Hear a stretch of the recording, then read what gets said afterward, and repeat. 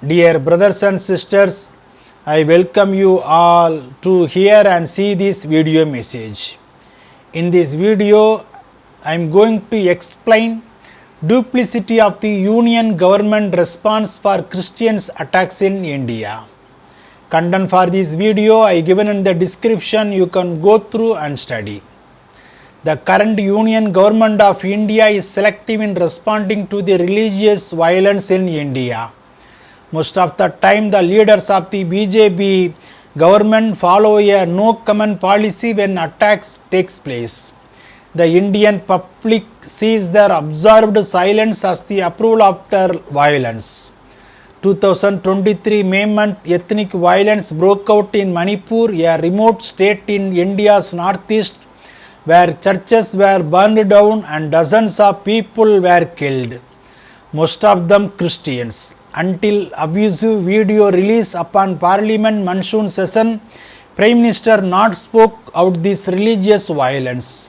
However, while travelling overseas, top officials such as the Prime Minister, the External Affairs Minister or other leaders tell the Western leaders audience that they are speaking out and taking action against such violence against Christians and Muslims. There could be a reason why the BJP government leaders are reluctant to say anything about the attacks. Hindutva terror groups are the real support base for the BJP party and act as its militia. Hence, the Indian Prime Minister's silence domestically is seen as their tacit approval to attack the Christians and Muslims and that they want it to continue. But for the consumption of the Western audience, the Indian officials repeat a few talking points without considering their truthfulness or taking any action to support their claims.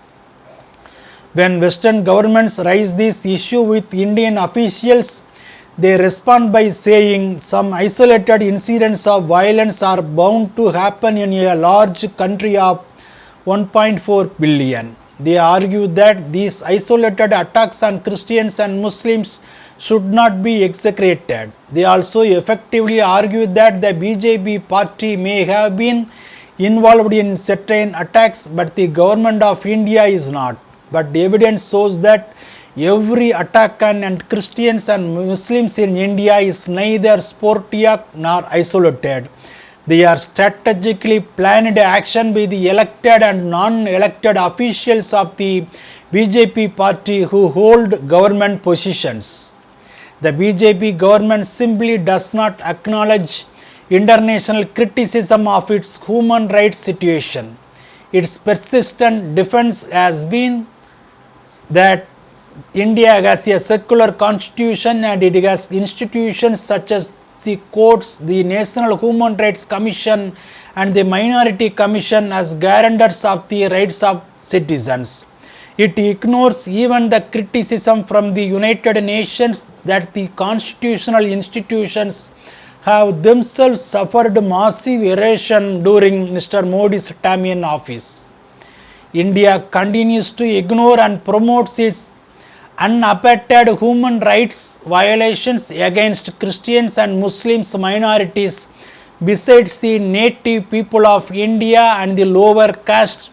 Genocide Watch, a civil society organization in partnership with the Holocaust Museum of Washington, has predicted that India is moving towards witnessing a large-scale genocide of its religious minorities sooner than later.